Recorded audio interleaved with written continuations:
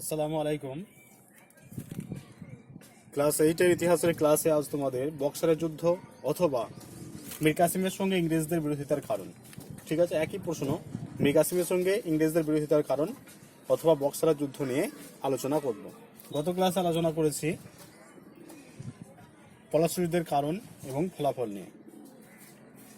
আজকে আলোচনা করব মীর কাসিমের সঙ্গে ইংরেজদের বিরোধিতার কারণ অথবা বক্সারের যুদ্ধের কারণ এবং ফলাফল নিয়ে। দেখো, পলাশী যুদ্ধের পর মির্জাফরের সঙ্গে ইংরেজদের সুসম্পর্ক স্থাপিত হয়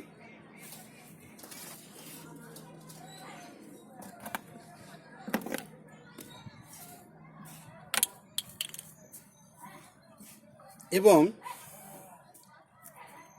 অল্প দিনের মধ্যেই তার কিন্তু অবনতি ঘটে। কোম্পানির অর্থনৈতিক শোষণ ও নবাবের প্রতি অসম্মান প্রদর্শনে মির্জাফর অত্যন্ত বিরক্ত হয়ে ওঠেন। তিনি ইংরেজদের ক্ষমতা খর্ব করার জন্য গোপনে ওলন্দাজদের সঙ্গে যোগাযোগ স্থাপন করেন। এই সংবাদ পাওয়ার পর রবার্ট ক্লাইভ বিদেরার যুদ্ধে ওলন্দাজদের পরাজিত করেন এবং মির্জাফরকে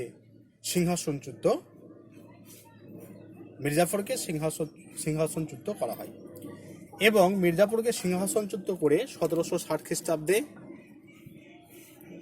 তার জামাতা মির্জাফরের জামাতা মীর কাসিমকে সিংহাসনে বসানো হয়। তাহলে 1760 খ্রিস্টাব্দে মির্জাফরের জামাতা মীর কাসিমকে সিংহাসনে বসানো হয়।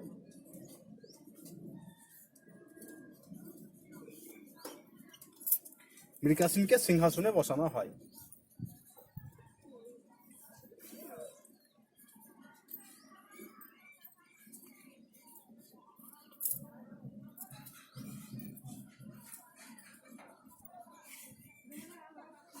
ঠিক আছে, তাহলে দেখো এখান থেকে একটা প্রশ্ন তোমাদের পড়ে যে নিঃশব্দ বিপ্লব অথবা বিনা রক্তপাতে বা 1760 খ্রিস্টাব্দের বিপ্লব কি? তাহলে 1760 খ্রিস্টাব্দে যে বিপ্লবটা হয়েছিল বা 1760 খ্রিস্টাব্দে ইংরেজ ইস্ট ইন্ডিয়া কোম্পানি মির্জাফরকে সরিয়ে তার জামাতা মীর কাসিমকে বসিয়েছিলেন, এক্ষেত্রে কিন্তু কোনো রক্তপাত ঘটেনি। এটা নিঃশর্ত বিপ্লব হয়েছিল বা নিঃস্বার্থ সিংহাসনচ্যুত বা সিংহাসনের বদল একটা ঘটেছিল।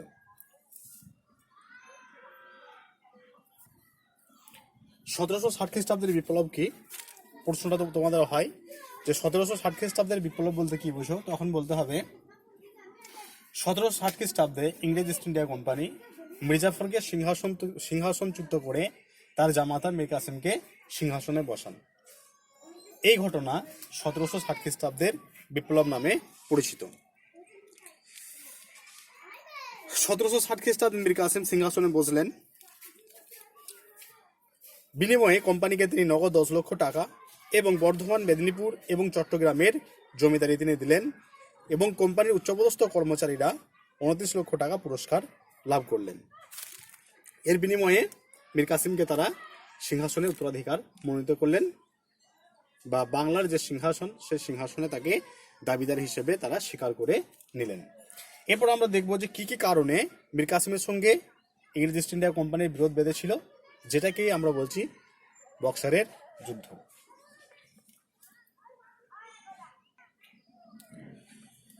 কারণ, মীর কাসিমের সঙ্গে বিরোধের কারণ।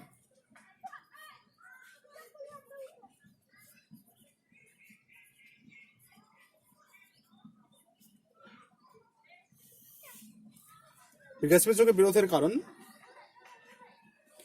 মীর কাসিম কিন্তু সিংহাসনে বসার পরপরই 1760 খ্রিস্টাব্দে তিনি সিংহাসনে বসলেন। সিংহাসনে বসার পরপরই তিনি কিন্তু ছিলেন স্বাধীন চেতা। তিনি ইংরেজদের যে সমস্ত পাওনা সে সমস্ত পাওনা মিটিয়ে দিয়ে তিনি স্বাধীনভাবে বাংলার শাসনভার তিনি স্বাধীনভাবে চালানোর চেষ্টা করেছেন, কিন্তু এটা ইংরেজরা মেনে নিতে পারেনি। তাই বেশ কিছু কারণ ছিল, যে কারণগুলো আমি আলোচনা করবো পয়েন্ট ওয়াইজ। প্রথমেই যে কারণ সেটা হচ্ছে রাজনৈতিক কারণ। এক নম্বর হচ্ছে রাজনৈতিক কারণ,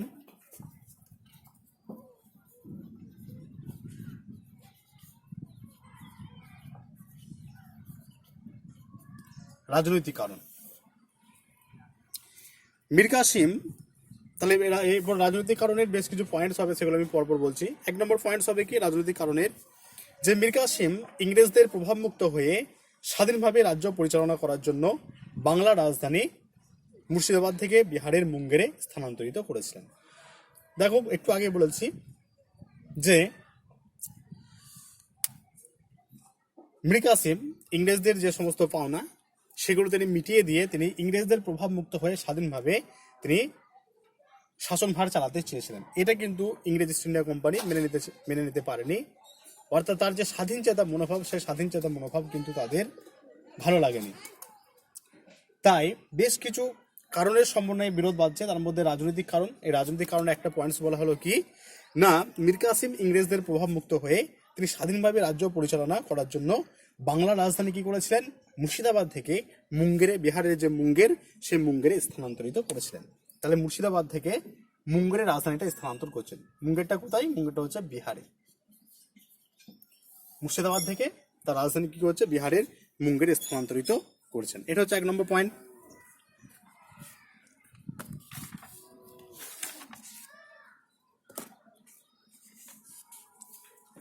দু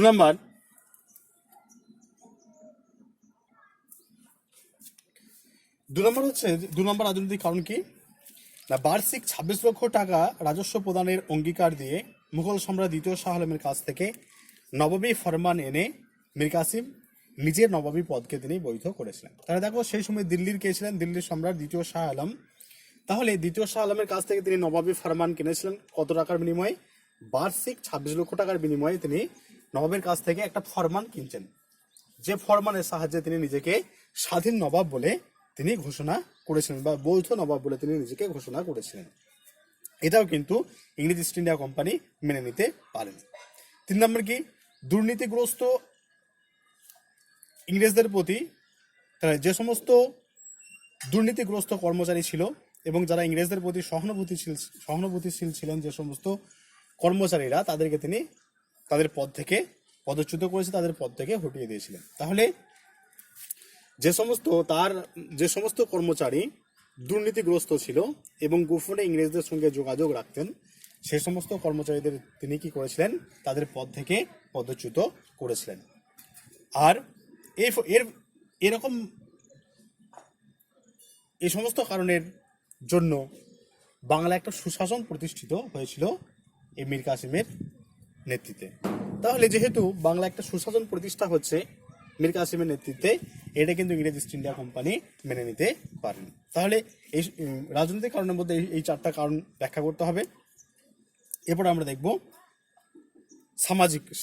দেখব যে সামরিক কারণ কি কি ছিল।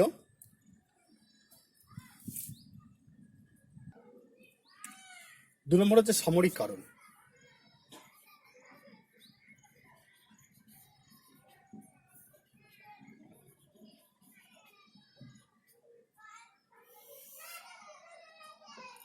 সামরিক কারণ,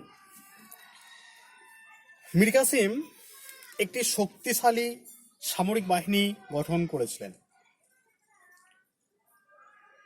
এই শক্তিশালী সামরিক বাহিনী গঠন করার জন্য তিনি বেশ কিছু কর্মচারীর প্রশিক্ষণ নিয়েছিলেন। তাদের মধ্যে অন্যতম হলো সম্রু, মার্কার এবং জেন্টেল। সম্রু, এই নামগুলো তোমাদের পরে, সম্রু, মার্কার আর জেন্টেল। সম্রু, মার্কার এবং জেন্টেল, এই 3 জন ইউরোপীয় সেনাপতির প্রশিক্ষণে তিনি সৈন্যবাহিনীকে ইউরোপীয় পদ্ধতিতে সুশিক্ষিত করেছিলেন। তাহলে মীর কাসিমের অধীনে যে সমস্ত সৈন্যবাহিনীরা ছিল, তাদের প্রশিক্ষণ দিতেন কে কে? সম্রু, মার্কার এবং জেন্টিল। তাহলে সম্রু, মার্কার এবং জেন্টিল, এদের অধীনে তিনি একটা শক্তিশালী একটা সামরিক বাহিনী তৈরি করেছেন। না, যেহেতু এরা প্রশিক্ষণ প্রাপ্ত ছিল, তাই এদের অধীনে তিনি কি করেছিলেন, একটা প্রশিক্ষণপ্রাপ্ত সৈন্যবাহিনী গড়ে তুলেছিলেন। এটা হচ্ছে 1 নম্বর পয়েন্ট। 2 নম্বর, তিনি মুঙ্গেরে একটি কামান এবং বন্দুক নির্মাণের কারখানা তৈরি করেছিলেন। তাহলে মুঙ্গের একটু আগে বলেছি যে তার রাজধানী স্থানান্তরিত করেছিলেন ইংরেজদের প্রভাবমুক্ত হওয়ার জন্য মুর্শিদাবাদ থেকে মুঙ্গেরে। সেই মুঙ্গেরে তিনি কি করছেন, সেই মুঙ্গেরেও তিনি একটা কামান এবং বন্দুক নির্মাণের কারখানা প্রতিষ্ঠা করেন। তাহলে যেহেতু তিনি কামান এবং বন্দুকের কারখানা প্রতিষ্ঠা করছেন, তাই সামরিক দিক থেকে যে তিনি শক্তিশালী হবেন এটা সহজে অনুমান করা যায়। এগুলো কিন্তু ইংরেজরা ভালোভাবে মেনে নিতে পারেনি। এই মীর কাসিমের এই সমস্ত কার্যকলাপ ইংরেজরা ভালোভাবে মেনে নিতে পারেনি, যার ফলশ্রুতিতে মীর কাসিমের সঙ্গে তাদের সম্পর্ক তিক্ত হয়ে ওঠে। এরপর অর্থনৈতিক কারণ।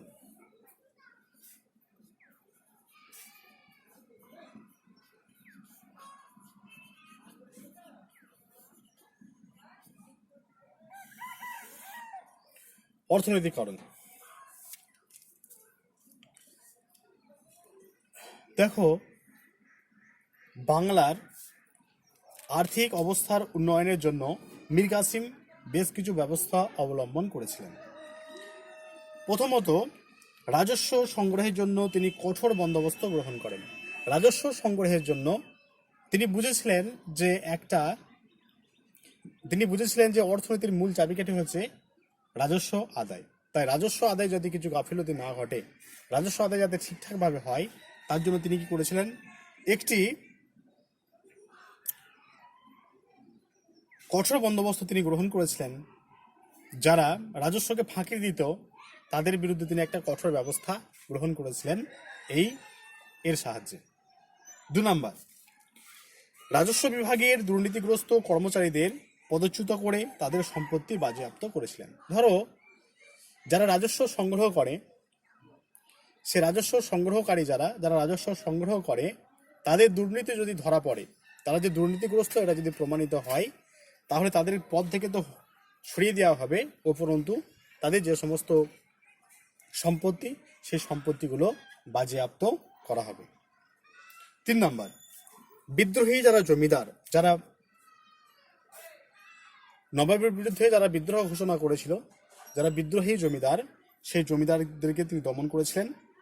আর নবাবী দরবারে ব্যয় হ্রাসের তিনি ব্যবস্থা করেছিলেন। অর্থাৎ যারা প্রধান পদে যারা থাকেন তাদের ব্যয়ের পরিমাণটা বিশাল, তিনি এটা কঠোর হস্তে দমন করেছিলেন। অর্থাৎ তাদের যে ব্যয়ভার, সেই ব্যয়ভারটা যাতে একটা লিমিটের মধ্যে থাকে, তার জন্য তিনি ব্যবস্থা অবলম্বন করেছিলেন।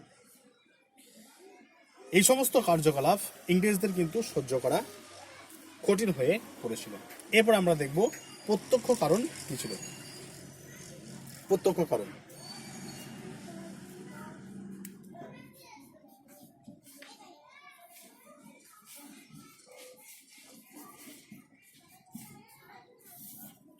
প্রত্যক্ষ কারণ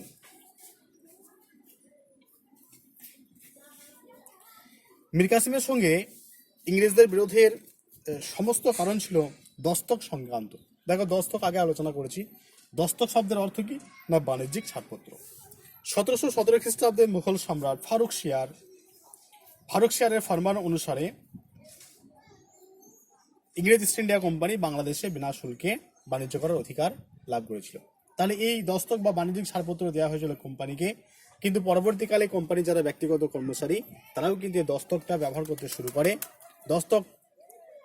কোম্পানির ব্যক্তিগত কর্মচারীরা দস্তক ব্যবহার করতে শুরু করলে কি হয় না, যারা দেশীয় বণিক তারা কিন্তু ভীষণভাবে ক্ষতিগ্রস্ত হয়, যেহেতু দেশীয় বণিকরা এরা শুল্ক দিয়ে কিন্তু ব্যবসা করে। ফলে একটা অসম প্রতিযোগিতার সৃষ্টি হয়, এবং সেই অসম প্রতিযোগিতার ফলে বাংলার যারা বণিক শ্রেণী তারা কিন্তু সেই প্রতিযোগিতা থেকে দূরে হতে শুরু করে, এবং যে কুটির শিল্প, সেই কুটির শিল্পগুলো ধ্বংসপ্রাপ্ত হয়, এবং তারা কি করে না, সেই পেশা ছেড়ে দিয়ে তারা কৃষিকাজের সঙ্গে নিযুক্ত হয়ে পড়ে, এবং জমির ওপর একটা চাপ সৃষ্টি হয়, এবং অনেক মানুষ আবার কি করে, তারা দুর্নীতিগ্রস্ত কাজে যুক্ত হয়ে পড়ে, চুরি ডাকাতি রাহাজানির সঙ্গে তারা যুক্ত হয়ে পড়ে। এর ফলে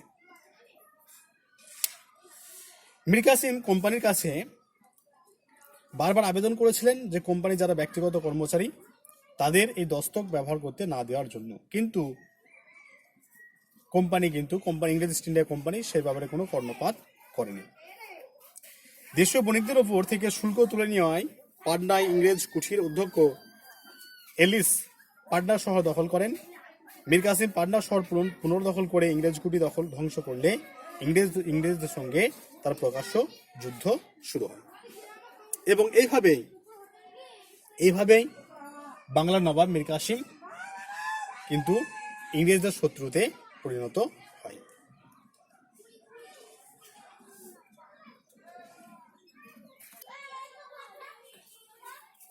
বক্সারের যুদ্ধ।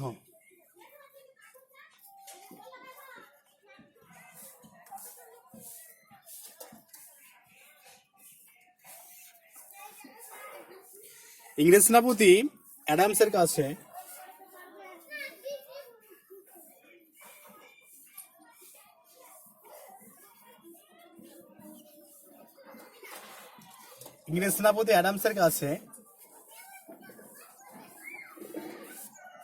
মীর কাসিম কাটোয়া, গিরিয়া এবং উদয়নালা যুদ্ধে পরাজিত হয়। কাটোয়া, গিরিয়া এবং উদয়নালার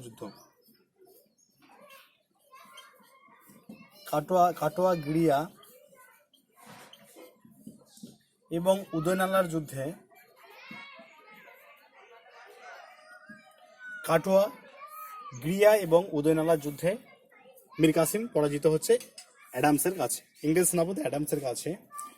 তখন মীর কাসিম কি করেছিল? মীর কাসিম অযোধ্যার নবাব সুজাউদ্দৌলার কাছে আশ্রয় গ্রহণ করেন।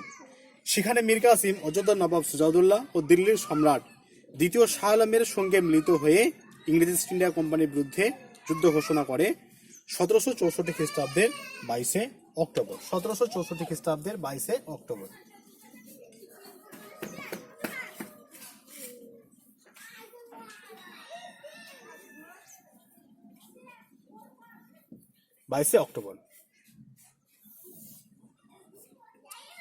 তাহলে বক্সার যুদ্ধে কে গেছিল? বক্সারের যুদ্ধে দেখো, একদিকে আছে বাংলা নবাব মীর কাসিম, অযোধ্যা নবাব সুজাউদ্দৌলা এবং দিল্লির সম্রাট দ্বিতীয় শাহ আলমের সম্মিলিত বাহিনীর সঙ্গে কিন্তু ইংরেজ ইস্ট ইন্ডিয়া কোম্পানির এই বক্সারের যুদ্ধ হয়।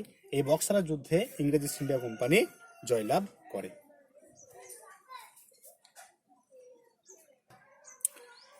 বক্সার যুদ্ধে ফলাফল কি কি হয়েছিল একটু দেখবো।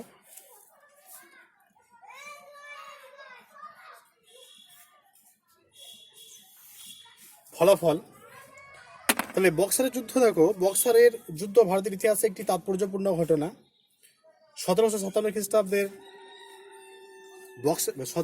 খ্রিস্টাব্দের পলাশী যুদ্ধে ভারতবর্ষে ইংরেজ ইস্ট ইন্ডিয়া কোম্পানির সাম্রাজ্য বিস্তারের ভিত তৈরি হয় এবং 1764 খ্রিস্টাব্দের 22 অক্টোবর বক্সারের যুদ্ধে জয়লাভের পর ইংরেজ ইস্ট ইন্ডিয়া কোম্পানির ভারতবর্ষে ভাগ্য নির্ধারণটা সফল কাম হয়েছিল, অর্থাৎ তাদের যে ভাগ্য, সেই ভাগ্যটা পরিপূর্ণতা লাভ করেছিল বক্সারের যুদ্ধে। এবং এই বক্সারের যুদ্ধের ফলে ইংরেজ ইস্ট ইন্ডিয়া কোম্পানি বণিকের মানদণ্ড রাজদণ্ডে পরিণত হয়েছিল। তাহলে প্রথম পয়েন্ট হবে ইংরেজদের মর্যাদা বৃদ্ধি। ফার্স্ট পয়েন্ট, 1 নম্বর পয়েন্ট হচ্ছে ইংরেজদের মর্যাদা বৃদ্ধি।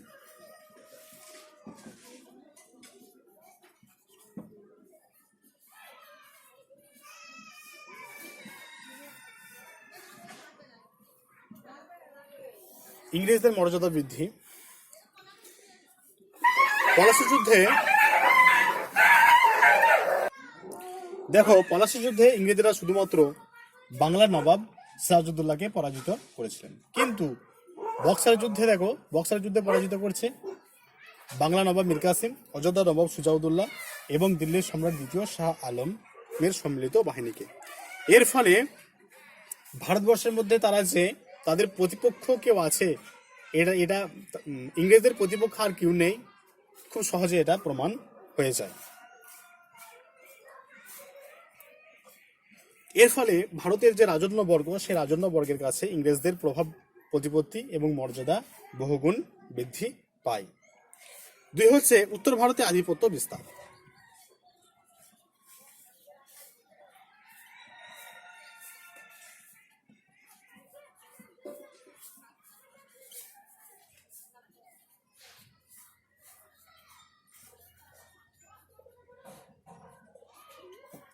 উত্তর ভারতে আধিপত্য বিস্তার।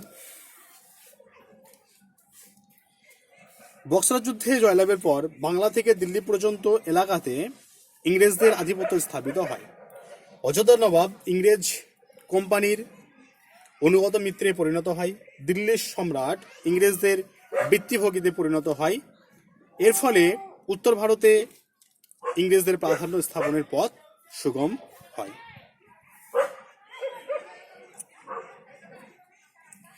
এরপর আছে ইংরেজদের সামরিক শ্রেষ্ঠত্ব।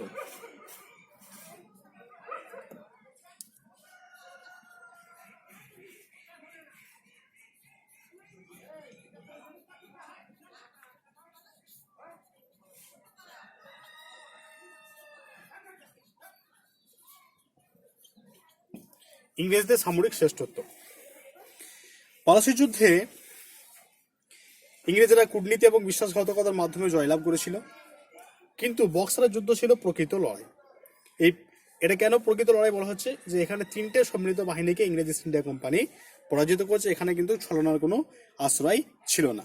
ফলে ইংরেজরা যে শ্রেষ্ঠ সামরিক দিক থেকে সেটা খুব সহজেই প্রমাণিত হয়ে যায় এই বক্সার যুদ্ধের জয়লাভের ফলে। 4 নম্বর, বাংলায় আধিপত্য।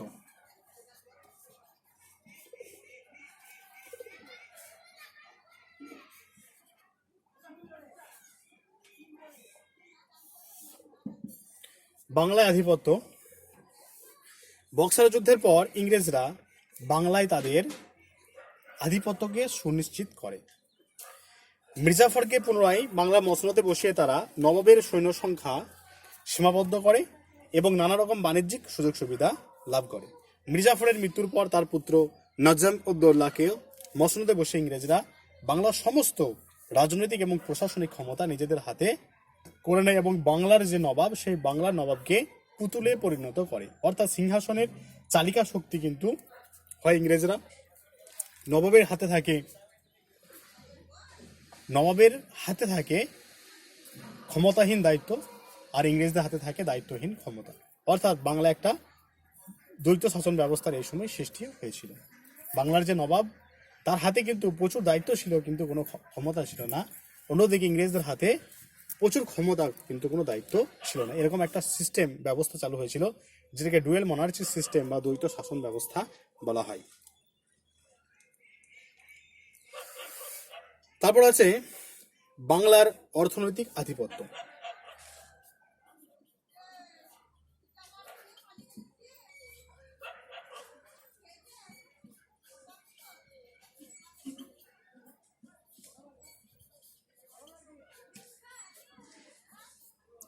বাংলার অর্থনৈতিক আধিপত্য।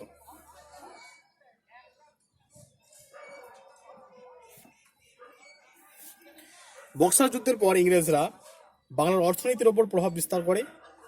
দেশীয় বণিক ও কারিগর শ্রেণীর ওপর অত্যাচার এবং নির্লজ্জ শোষণ এবং লুণ্ঠন শুরু করে এই বক্সার যুদ্ধের পর। এবং এমন শোষণ তারা শুরু করেছিল এই বক্সার যুদ্ধের পর যে ভারতবর্ষ একটা দরিদ্র দেশে পরিণত হয় এবং ভারতবর্ষ আমদানিকারক দেশে পরিণত হয়। অর্থাৎ ভারতবর্ষর যে অভ্যন্তরীণ শোষণটা এমনই হয়েছিল যে ভারতবর্ষের কিন্তু প্রকৃত সম্পদ ছিল না, সমস্ত সম্পদ ইংল্যান্ডে চলে গিয়েছিল।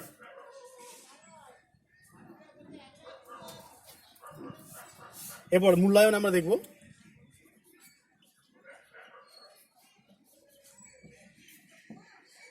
মূল্যায়ন। পলাশী যুদ্ধের ফলে শুধু বাংলা নয়, বাংলা তথা ভারতে ইংরেজদের প্রভাব প্রতিপত্তি বৃদ্ধি পায়। পলাশী অপেক্ষা বক্সারের যুদ্ধ গুরুত্ব ছিল অনেক বেশি। কেন বেশি না, পলাশী যুদ্ধে জয়লাভের পর ইংরেজরা ভারতবর্ষের সাম্রাজ্য বিস্তারের ভিতটা তৈরি করেছিল। আর বক্সার যুদ্ধে জয়লাভের পরে কি হয়েছিল, সেই ভিতটা সুপ্রতিষ্ঠিত হয়েছিল এবং ভারতবর্ষের যে সাম্রাজ্য বিস্তার, সেই সাম্রাজ্য বিস্তারের পথ সুগম হয়। আর পলাশী যুদ্ধ ছিল কয়েকটি কামানের লড়াই, এই বক্সার ছিল প্রকৃত বিজয়। অতএব আমরা বলতে পারি যে পলাশী যুদ্ধ অপেক্ষা বক্সারের যুদ্ধ অনেক বেশি তাৎপর্যপূর্ণ ছিল।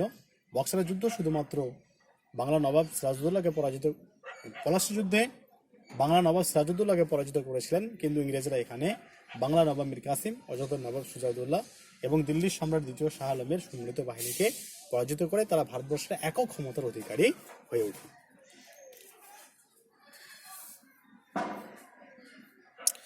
দেখো, আজকে বক্সারের যুদ্ধ অথবা মীর কাসিমের সঙ্গে ইংরেজদের বিরোধিতার কারণ নিয়ে আলোচনা করা হলো এবং এই 3টে পয়েন্টস আকারে আলোচনা করেছি বিরোধের কারণগুলো।